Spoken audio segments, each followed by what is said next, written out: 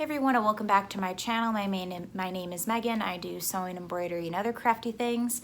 And in today's tutorial, we are going to be using a knitting machine, which I'll explain to you all about how it is and how it works to create this adorable knit headband. So again, it just is a machine that requires different types of yarn. So here's what we'll be using. It is a 40 peg knitting machine. So I'll kind of explain to you all about how it works, the materials that you'll need, and how to make it. But overall, very quick and easy project. Great for gifts and also great for you to hopefully expand and grow your business, and could be great for craft shows or again, Christmas gifts, birthday gifts, anything. So anyways, I hope you guys enjoy this video. If you haven't already, please feel free to subscribe to my channel and give this video a thumbs up if you like it. Leave a comment down below as well of what other tutorials you would like to see. And yeah, enjoy the video. All right, so let's go over the materials that you'll need for this project. Of course, you will need the knitting machine. The one that I purchased is from Amazon. It's by Centro with an E. Unfortunately, the last time I checked, they're actually all sold out of this particular one on Amazon, but you can hopefully find another one similar. And I use the one with 40 pegs because it's perfect for headbands. And you can go up in sizes for others, like for hats and stuff, but they usually recommend for headbands to get the 40 peg ones. So this is this. As you can see, it has a little twirly thing over here, and right in the front here, that is where you will put your thread to, so you don't have to hold on to it. So that's the machine. I'll try to find one that is very similar to this one in the link below. You will need your main colored yarn. So I am using Heron Jumbo yarn, and the color is Gravel.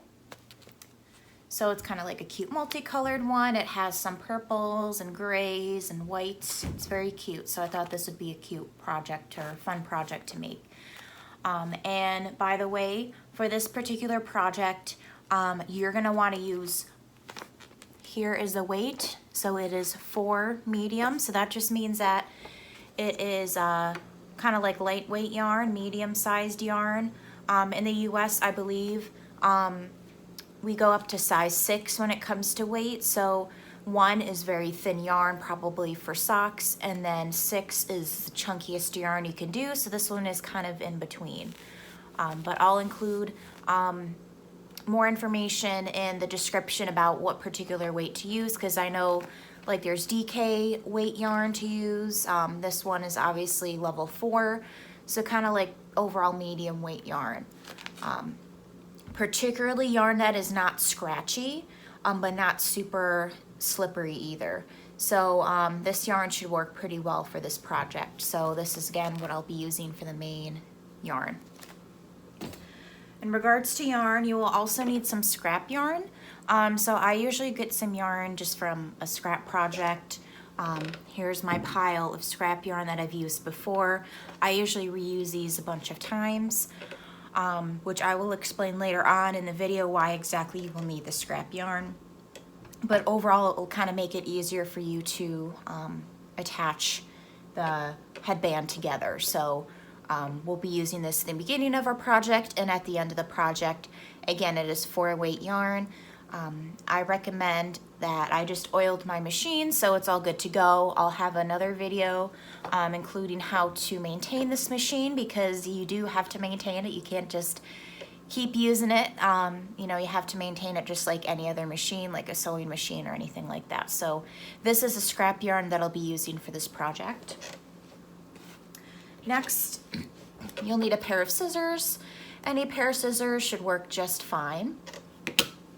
You will also need a crochet hook, because you will use this to kind of close up the ends, because it'll be like a big circle essentially, so you kind of want to close up that circle for both ends. So I use this is my green one, and it's 5.25 millimeters crochet hook. You don't have to know how to crochet to do this, so if you don't know how to crochet, it's super easy. I'll show you step by step how to do it. So you'll need the crochet hook and some large eye blunt needles. I think you can even, actually I think if you purchase this machine, it'll actually come with some needles, but I usually use these needles for my other projects anyway, so they're large eye blunt needles. You'll kind of use this to kind of create the twisted headband look, which you probably saw in the beginning of this video is what it will turn out to look like, so you'll need some of these. All right, so those are all the materials that you'll need. And I will kind of stop the video now and then zoom in and show you guys what my machine looks like and how to kind of keep track of your rows. And I guess we'll just start working on the project. So let's go. All right, so now let's start working on this project. Hopefully you guys can see this okay. But again, I use the Centro knitting machine. Now there are a couple things you're gonna want to note. So as I mentioned before, this is kind of to help you with your thread and the tension. So the one with the biggest hole is the loosest tension, the one with the tightest hole is the tightest. I usually go between the second one and the middle one, depending on how thin the yarn is. But for this particular yarn, I'm going to use this hole to kind of keep my thread. But before we get into that, there's one thing I want to mention. So you're probably wondering, how the heck do you keep track of your rows and how does this work? So I'm gonna move all the way around, and then there's a particular peg that is most important. Most important one is this black peg. So this is what I use to kind of keep track of my rows. So if I go around this way, so this will be starting the first row, and so on and so forth. So once I hit this peg, I know that I'm on the next row. So that's kind of how you differentiate that. I usually move the machine. So I usually move the dial towards me. So that's usually kind of how I keep track of my rows. So if you go the other way, that's how you can reverse. And then having it go towards you that way, that's how you know it's going in the right direction. So I don't think there's a wrong way to do it. I'm pretty sure that you want this peg to go all the way, I guess counterclockwise is the correct term. So you want it to go counterclockwise, and that's how you know that you are going in the right direction.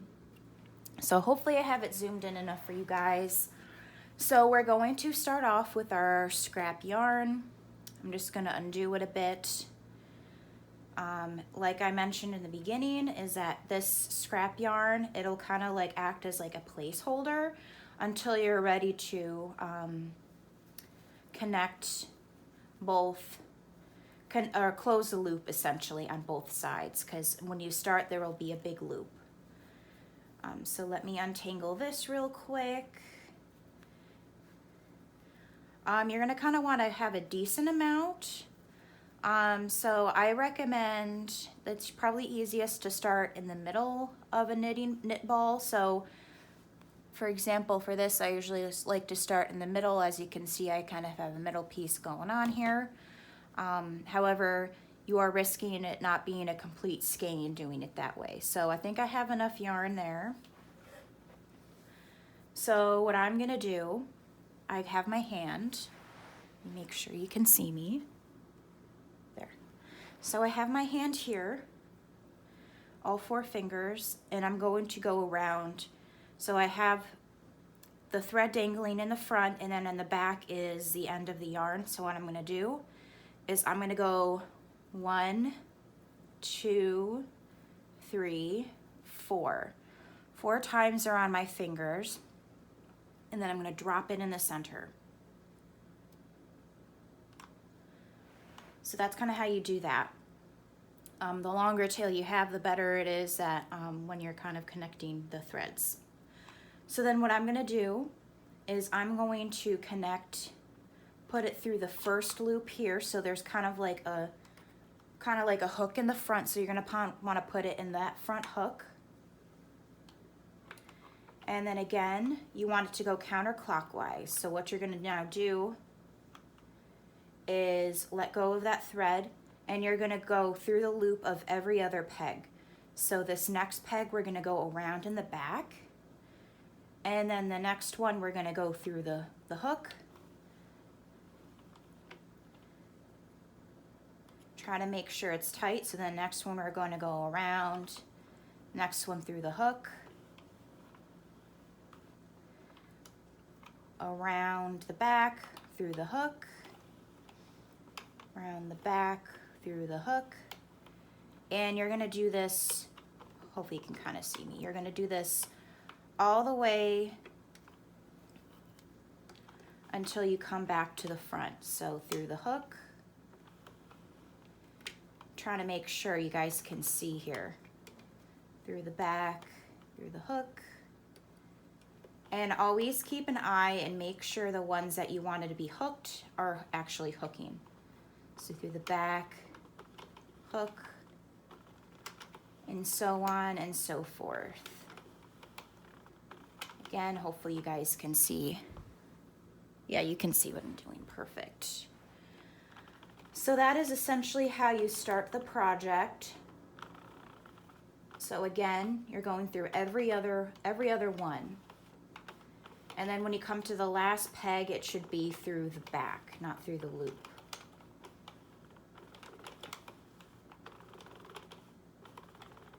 So that's how I know I did it right, is because it's going through the back of this last one. And all of them are hooking on, so that is great. So now what we're gonna do, kind of move it forward a bit. And then you're going to put it through the front here. And then there's kind of like a front little thing that sticks out. You wanna make sure the thread goes all the way through the front to the back here. Then I'm gonna put it through my the biggest tension disc, I guess, here. Or actually, this yarn's kind of thin, so I might actually put it through the middle. You'll just kind of gauge based on the thickness of your yarn. I know I mentioned that you should use number 4, but sometimes the number 4 thickness is different depending on the brand of yarn you're using. So you'll just kind of have to use your best judgment. So that's how you start the row. Now you're gonna knit 4 rows. So I heard that you can do 3 or 4. I recommend that you do 4. So now it's again through the front here. And you're gonna watch this first row, making sure it connects and that all of these hooks should now be grabbing the thread and pulling it under. If it doesn't, you can always go back, but you have to be careful that you don't miss any stitches. So again, this one is fairly thin, so I'm putting it through the middle peg. And now I'm going to slowly watch, making sure that it picks up. So far, so good. Since I just oiled my machine, it is actually working out great. And now we're gonna go around, again, slowly for the first row, making sure it's picking up what it needs to. Every hook should be grabbing the thread. So you'll just keep going around. Okay, good. Making sure you guys can see me here. So keep going around. So it should go through the hook and then it'll kind of go behind the little stick out peg things here. So it should go around underneath those.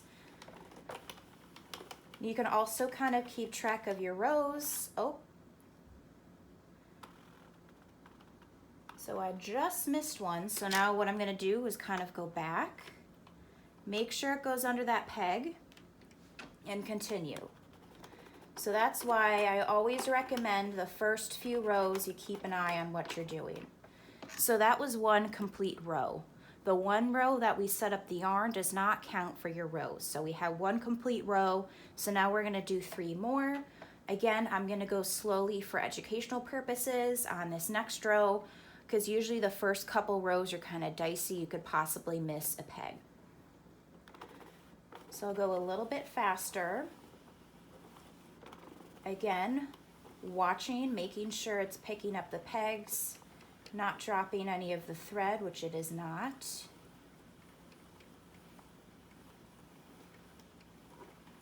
nice and smooth, which is why it's important to do your maintenance. So now we're just finished our second row, so we're on row 3.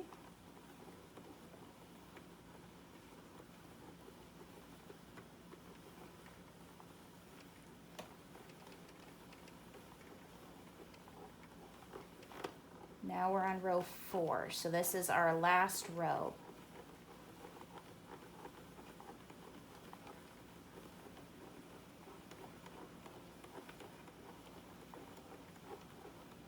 All right, now we're coming up to this peg, which we don't want to do another row for. So this is when you will grab your scissors, if I can find my scissors. Where did I put the scissors? Oh, there they are. So then what you're gonna wanna do is you're gonna wanna cut this, you're gonna wanna cut your scrap yarn. So I would say maybe about 8 or 12 inches of scrap yarn from this tension disc or tension peg thing. You're gonna cut it, put your scrap yarn away for now because you'll need it at the end. And then you're just gonna throw it in the middle there. So that is essentially how you use your scrap yarn to start your project. So now we're going to get our actual yarn. I'm gonna pull from the middle because it'll be easiest. Again, you're gonna wanna do the same thing. Go around 1, 2, 3, 4. Pop it in the middle. Again, putting it through that first tension disc. And I'm gonna put it through the largest hole for the tension just because this yarn is a little bit thicker and I'm not super sure how this yarn will work, so we're just gonna be extra careful and make it through the largest tension disc. All right, now what you're gonna wanna do is you're gonna wanna hold on to both yarns. Crank it a couple times. Missed that second one, so that's because I didn't have it properly pulled through.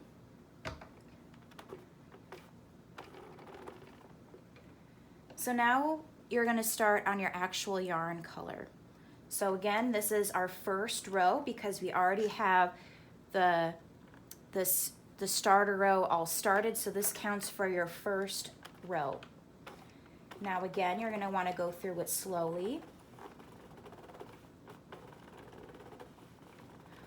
Making sure it does not miss any of the pegs.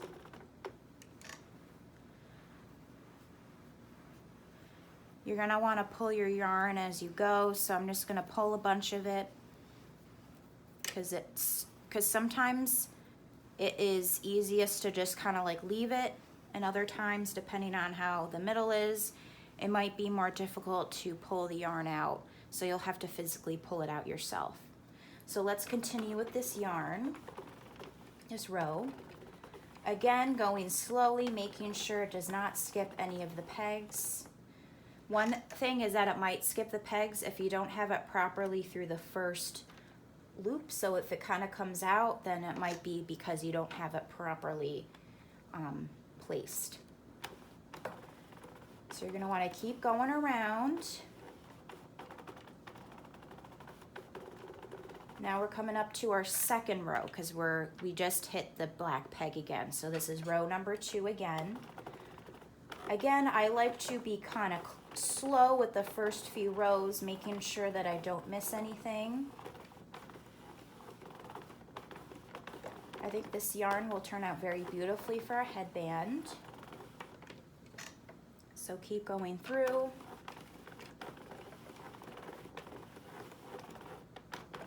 Now here's the black peg again, so that's row number 3. I do know that some of these actually have row counters, mine does not, but it's very easy if you just use this black peg as your first stitch, I guess. So now since it's coming around, I know that we're on row number 3. I'll go a little bit faster. Again, you want to be cautious the first few rows.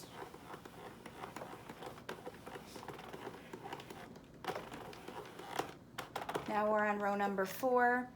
It might be kind of difficult to crank it depending on how thick the yarn is. Again, this yarn is kind of a little bit thicker than usual, so it might kind of take a bit longer to crank it. But as long as you consistently oil your machine, you should be fine. So now we're on row number 4.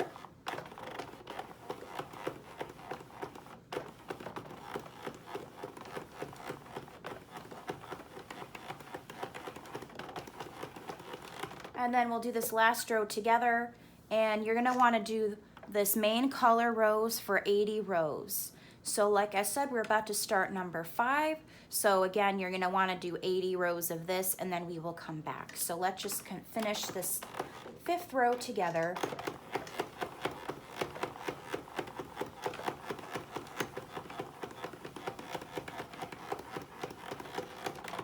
And then now I'll probably do a time lapse so you can kind of see this all come together. I'll probably zoom out too so you can see all the colors. So again, do 80 rows of this, and then we'll come back and I'll show you what the next step is.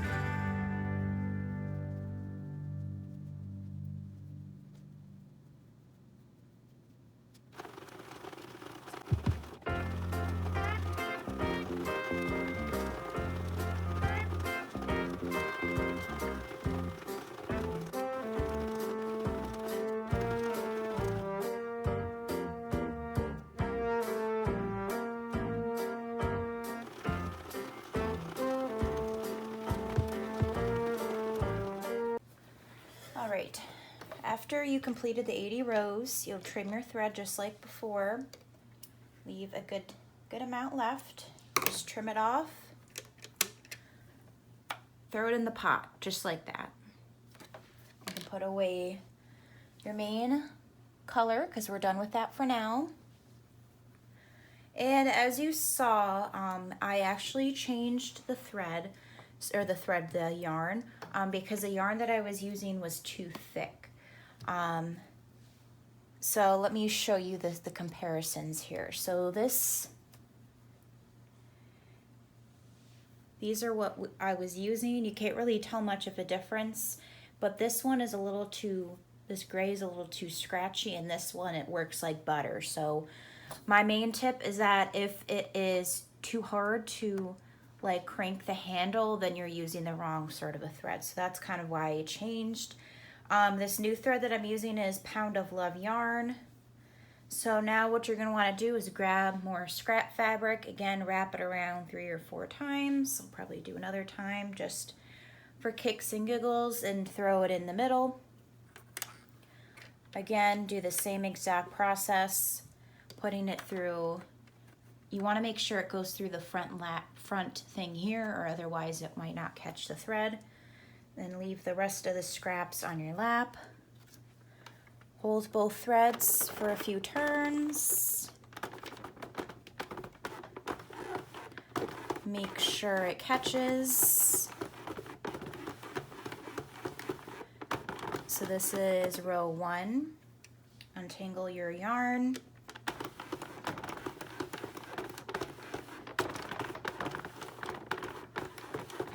And you'll again want to do this for about 3 or 4 rows. So I'm on row number 2.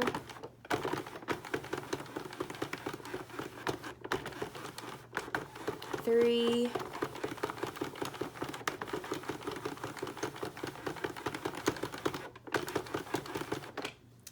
And I'll do another row. So row number 4.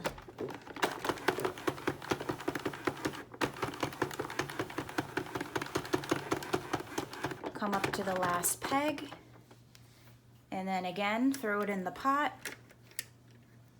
And by pot I mean middle of your loom.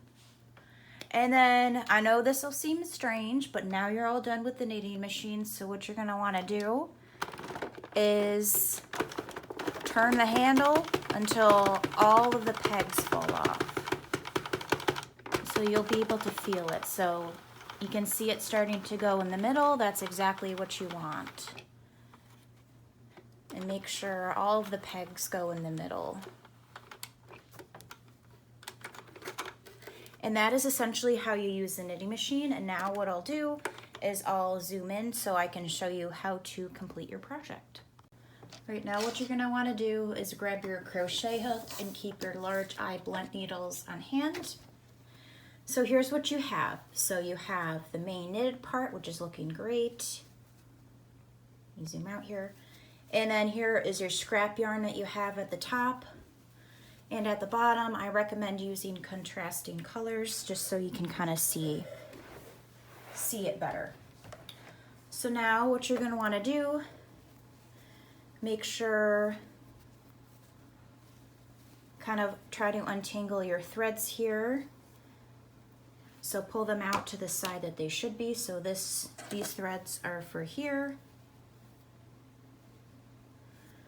So these threads are for here. These threads are all out, so that's all good. Now what you're going to do is you're going to want to close all this up. So you're going to want to be sandwiched. So that is why we used the scrap fabric. You pull you down a little bit more so it's easier for me. There we go. Perfect. So now what you're going to want to do is hold all the threads to one side. I usually like to use my left side because I'm right-handed. And you're going to want to keep it exactly in the half. So again, making sure this is exactly on the side. And what you're going to want to do is you're going to find these little loops here. So there's one there, and one there. So what you're going to want to do is find the one on the side that matches closely to the one on this side. So this appears to be the one right here. So what you're going to want to do is insert your crochet hook into this one. Then you're going to want to find the one on the other side here. So this is the one here. So what you're going to want to do is hook it from the inside out. So again, this is the inside, this is the outside, so find the little hook part here and hook that right in the middle.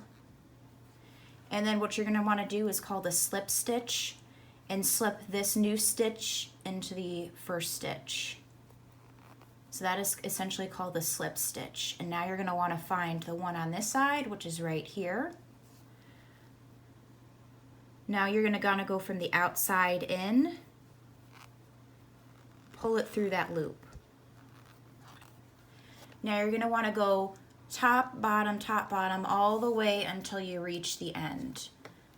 So we'll do another one. So all these loops, there's one here, here, and here. You're going to want to find to the next one, which is right here. So grab that one inside out, pull it through. Outside in, pull it through. Inside out, pull it through. So as you can see, we are starting to close up this big loop here. Then we'll do another one. So outside in, through the loop. So now I'm going to do a time lapse. You're just going to go through this, the front to the back, all the way, kind of zigzag it until you reach the end here, and then I'll show you how you close everything up.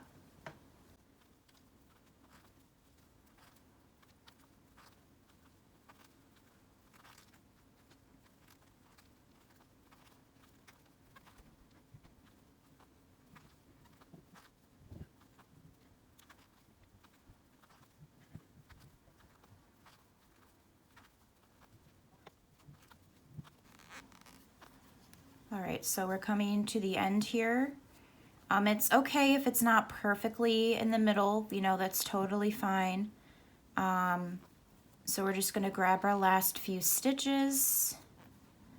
This one here. I think there's another one that I missed right here. So that's why I recommend for your scrap thread or yarn is to choose yarn that looks different from your project. So then what you're going to want to do, try to untangle your strings here, is you're going to want to grab your blue thread, and to close the loop, you hook it through the hook here, pull it through that main color that we just did. Pull it all the way through. I wouldn't pull it tight too yet, just in case. So then what you're going to want to do is try to get rid of this scrap yarn.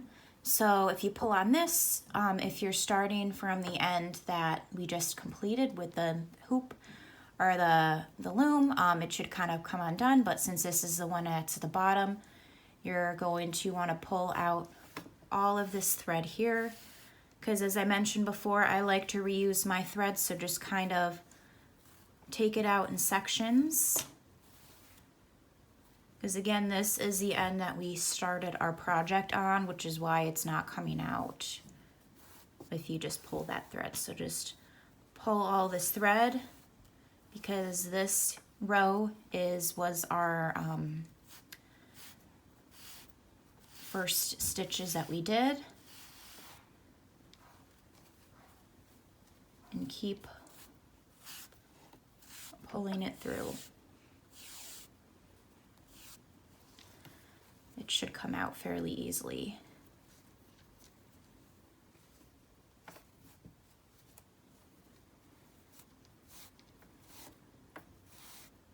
All right, keep pulling it.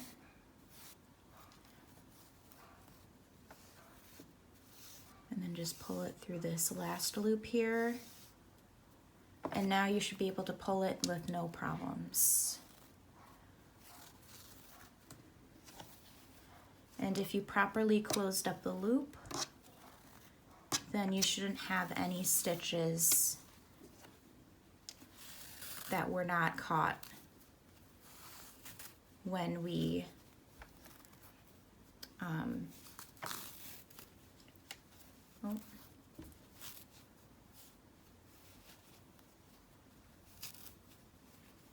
let's see here. So then you'll just pull all this thread out.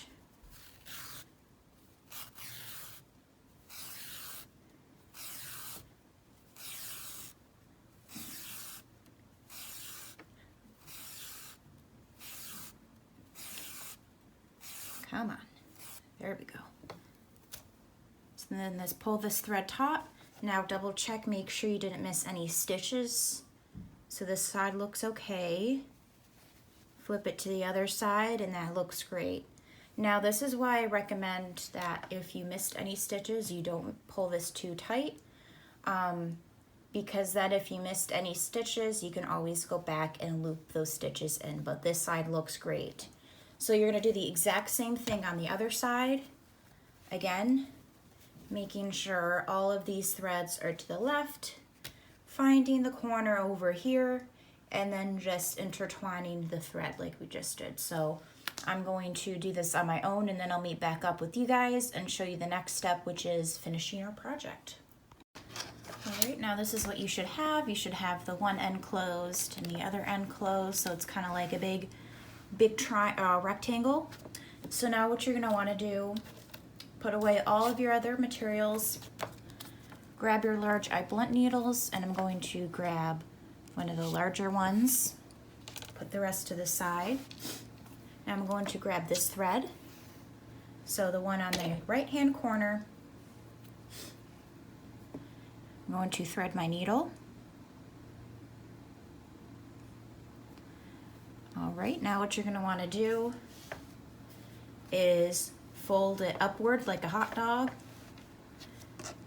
Line up the ends, make sure they're all lined up. And then what you're gonna wanna do, pick up your piece, and what you're gonna wanna do is kind of twist it, and then you're gonna wanna sandwich this into here and so on and so forth. So again, you're here, kind of twisting it, and then you're gonna put this inside of here.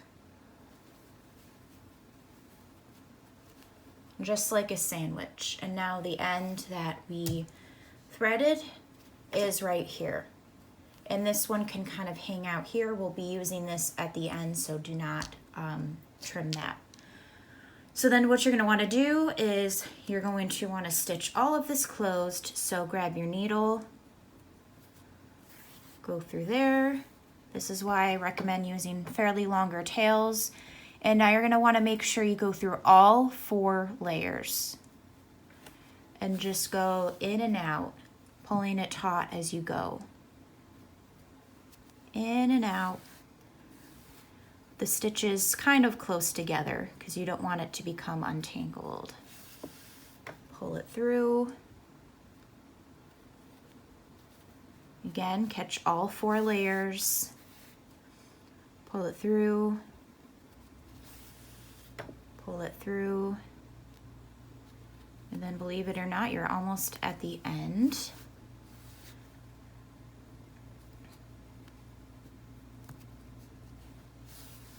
Grab all 4 layers. Go all the way until you finish at the end. I'm pulling it taut as you go because you do want it to be nice and tight. And then this end there. All right, now what you're gonna wanna do, I'll just unthread this for the sake of it. Now, what I like to do is I like to create a knot with these 2 strands. So I'm just gonna make a double knot.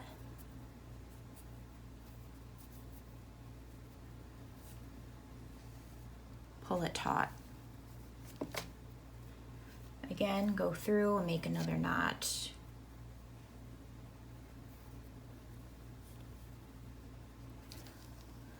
All right, now you're gonna wanna grab your needle again and you're going to thread your strands through your project to kind of hide them. One perk of using a large blunt eye needle is that if it comes kind of unthreaded in the beginning, you can just hook it through another way. So then I like to kind of go back and forth here. So I'm just gonna go through here pop it through, pull it, go through the next row, and then I'm going to go back and forth a few rows,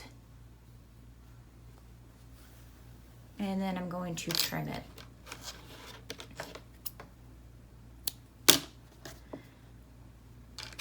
And since you already did the double knot, you don't have to worry about your thread coming undone. So now let's hide this last one.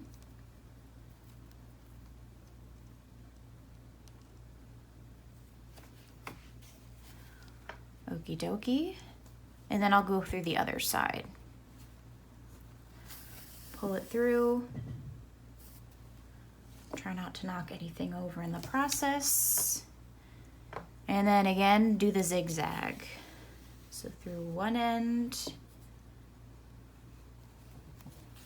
out the other, and these stitches will be hidden in your projects because this will, once we turn it out, this will actually be kind of hidden really. So then you pull that through, trim the thread, throw away your scraps, put your needle back. And now is for the main event where you're going to turn it inside out. So this is again where we, or right side out, I guess. This is the end that we just sewed together. So you're gonna kind of pull your project out, pop it out, and then it should look like this. So kind of like a twisted headband. So kind of manipulate it until it looks like this. It should be all nice and straight the way that we did it. I know it looks super small the way it is right now, but once you put it on your head, it'll look perfect.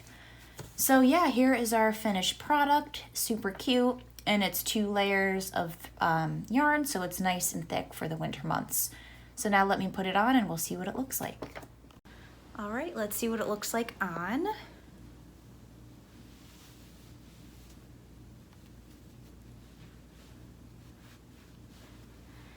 So here it is. This is what the twisted headband will look like, nice and thick. So this is what it looks like again from the 40 stitches. You can always make it bigger or smaller based upon the amount of rows that you do. I don't look cute right now, but it's fine.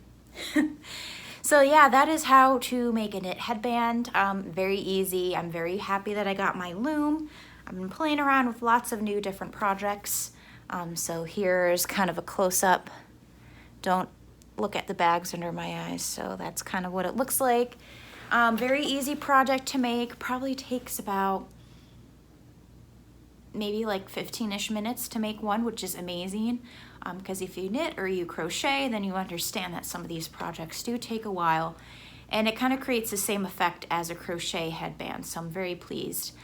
So these are really great additions to make for your shop or to make for gifts. And again, I use the 40 peg knitting loom or a knitting machine to create this headband. So anyways, I hope you guys enjoyed it. And I am excited to announce our next video series, which is going to be a sew along. So this is what we'll be making, not this exact type. We'll be making the exact same type of like dress, but in different fabrics. So this is kind of my sample that I have. It's a scarecrow kind of a costume. So we'll be making this in our next video. So it'll be a sew along. I'll include a link in the description for the pattern. I got it from Etsy. It is quite the beast to do at first, which is why I'm gonna do a 3-part series. So I'll probably be uploading that one maybe later on in the week. We'll kind of have to see how things go. I'll probably maybe start filming tomorrow. I don't know, but anyways, that's something to look forward to. Have some other sewing related videos that I wanted to make, but I kind of wanted to change up the pace and make a headband. So, excuse me. I hope you guys enjoyed this video. If you did, please give it a thumbs up and consider subscribing to my channel as well, because I do sew and embroidery and many other crafty things. So I hope you guys enjoyed this video. Leave a comment down below if you have any questions. And I'm also planning on doing a video on how to maintain your knitting machine, because at the end of the day, it is a machine. There are certain parts and certain gears, so you kind of want to make sure that they're all working properly. And definitely keep an eye out on the different types of yarn that you're using, because the thicker and scratchier it is, the more likely your machine won't like it. So the smoother it is, you know, smoother, thinner, usually the better it works with this machine. So anyways, I hope to see you guys in the next video, and I hope you all have a fabulous day.